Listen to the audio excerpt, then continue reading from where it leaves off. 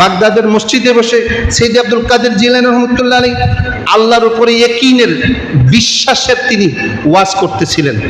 এই মুহূর্তে মসজিদের ছাদ ভেঙে একটা অজগর সাপ পড়েছে, সকলে অর্ধেকের মতো দৌড়ে বের হয়ে গেছে।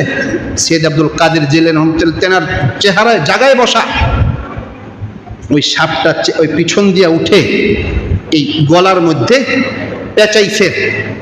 তিনি একটু নড়াচড়া করতেছেন না। সবাই তেনাকে সাহায্য করতে আসার জন্য হাত দিয়ে বাধা দিলেন, একটু নড়াচড়া নাই। সাপ কতক্ষণ পেঁচা এরকম টাইট দিছে রশির মতো, এখানে এরকম যখন চাপ দিছে তিনি আর নড়াচড়া নেই, সব একবারে চুপ হয়ে বসে আছেন। একটু পরে সাপ নিজে থেকেই গলার প্যাচ খুলে সামনে গিয়া ওনার দিকে ফিরে কি যেন কতক্ষণ থেকে এবার চলে গেল।